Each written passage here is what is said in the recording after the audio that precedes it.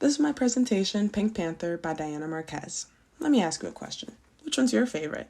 The one about the hero that lives in a magical land that's secluded from the rest of the world and full of powerful women. The hero has to journey outside of their land to fix a problem that's infiltrating their world, and in the process, the hero learns that their way of life isn't as perfect as they once thought. When they return home, their land is overthrown by a man who knows about the outside world and wants to completely change the way things are done.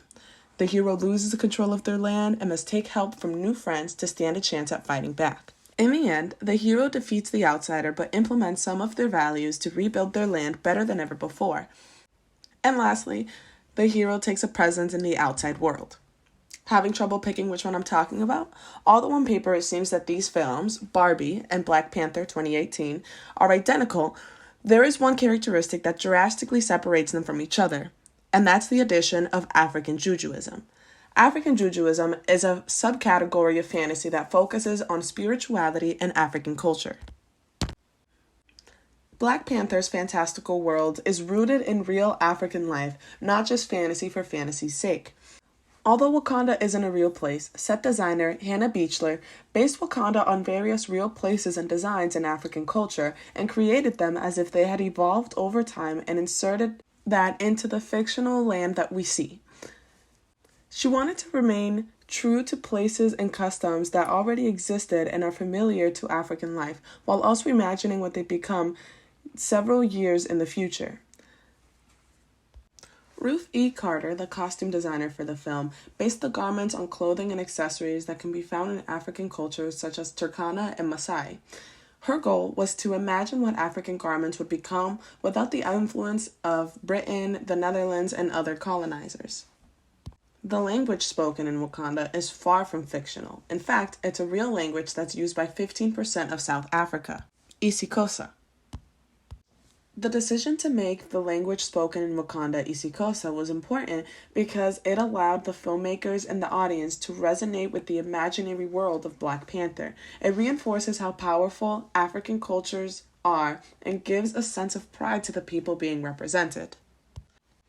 As a result of being an African Judaistic film, Black Panther stood out as one of the first films featuring a black superhero, tackling what it meant to be African all over the world.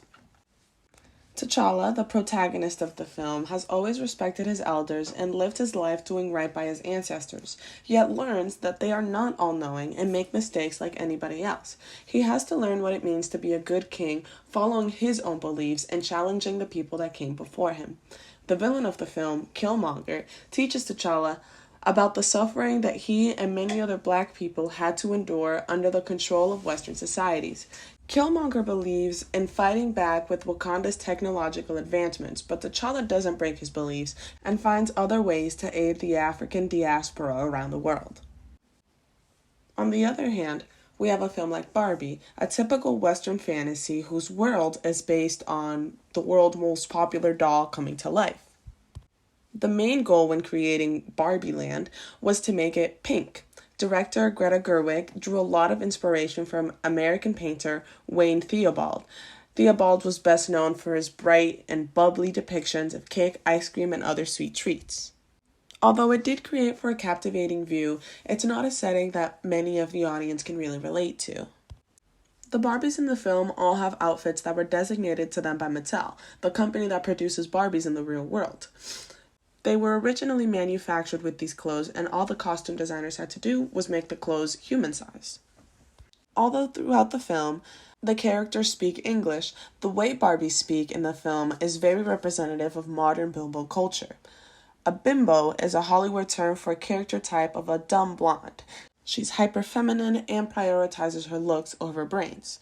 However, in recent times, there's been a resurgence of the term bimbo with an important distinction. Women who are very feminine prioritize their looks and are also equally as smart. Barbies don't take themselves too seriously, but that doesn't mean that they are incapable of grasping deeper concepts. The film makes sure to highlight how all the Barbies show off their talents, unique personalities, and killer fashion style through their actions and language. Because this film has nothing to do with African life and culture, they have to tackle other modern issues such as toxic masculinity, the patriarchy, and mental health. Barbie teaches the audience that toxic masculinity and the patriarchy are bad for both men and women. Men should be able to express their emotions freely without fear of being emasculated. Additionally, no gender is better than the other, and real equality happens when all genders share the same responsibilities and influence in society. In the film, Barbie also struggles with self-image because she sees herself as less than the other Barbies, because she's just stereotypical Barbie. But she learns that everyone is unique and special in their own ways, and that these differences should be celebrated, not looked down upon.